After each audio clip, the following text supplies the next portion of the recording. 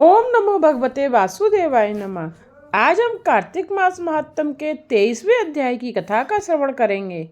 सूत जी कहते हैं, नैमिषारण्य तीर्थ में सूत जी से इतनी कथाएं सुनने के बाद ऋषि मुनियों ने निवेदन किया कि हे सूत जी, अब आप कृपा करके भगवान के चरणों से उत्पन्न हुई गंगा जी का महात्म्य सुनाइए। तब सूत जी बोले, हे ऋषियों, इस संबंध में नारद मुनि ने जो कुछ राजा पृथु से कहा था वही मैं तुमको सुनाता हूँ, ध्यान पूर्वक सुनो। समस्त देवताओं और दैत्यों को उत्पन्न करने वाले महर्षि कश्यप जी की दो पत्नियां थीं। एक पत्नी का नाम अदिति था और दूसरी का नाम दिति। अदिति के पुत्र देवता कहलाए और दिति से दैत्यों की उत्पत्ति हुई। भाई होते हुए भी देवताओं तथा दैत्यों में ही जन्म से ही परस्पर वैमनस्य चला आ रहा था। कालांतर में प्रहलाद का पौत्र और विरोचन का पुत्र दैत्यराज बलि दैत्यों का राजा बना। उसकी सेना अत्यंत विशाल थी। समस्त पृथ्वी पर विजय प्राप्त करने के बाद उसने स्वर्ग पर अधिकार जमाने के लिए देवताओं पर चढ़ाई कर दी। अपने राज्य को दैत्यों से घिरा हुआ देखकर इंद्र सहित सभी देवता युद्ध करने के लिए मैदान में आ डटे। अत्यंत घोर संग्राम हुआ जो अनेक वर्षों तक चलता रहा। जब देवताओं ने देखा कि दैत्यों की शक्ति में कोई कमी नहीं आई है और वे निरंतर आगे बढ़ रहे हैं, तो देवता मैदान छोड़कर भाग खड़े हुए।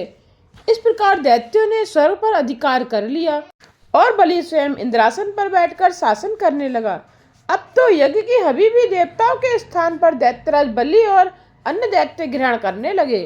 अपने पुत्रों अर्थात देवों को दुखी और आश्रयहीन देखकर अदिति देवताओं की जय तथा दैत्यों की पराजय के निमित्त तपस्या करने के लिए हिमालय पर्वत पर चली गई। वहां कुछ काल तक फलाहार, कुछ काल सूखे पत्ते तथा कुछ काल केवल पवन का आहार करती रहीं।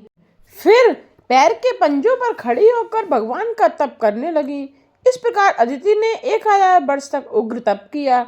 दिति के पुत्र मायावी राक्षस इस घोर तप से चिंतित होकर राक्षसी माया द्वारा देवताओं का रूप धारण करके अदिति के पास आकर बोले, हे माता, हमारे लिए आप इतना घोर तप क्यों कर रही हैं?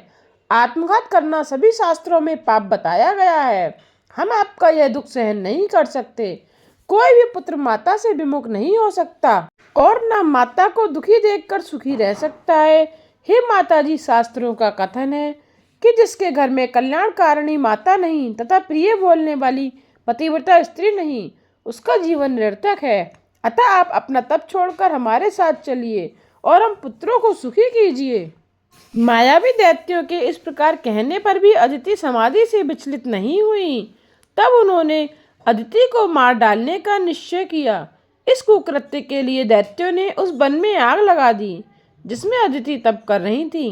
भगवान की कृपा से उस अग्नि द्वारा अदिति को तो किसी प्रकार की हानि नहीं पहुंची और उन्हें इस अग्नि का पता तक नहीं चला। भगवान का सुदर्शन चक्र अदिति की रक्षा करता रहा और सभी दैत्य स्वयं ही उस अग्नि में जलकर भस्म हो गए। इस प्रकार देवताओं का फिर से स्वर्ग पर अधिकार हो गया। इससे आगे की कथा का श्रवण आप अगले अध्याय में कीजिएगा।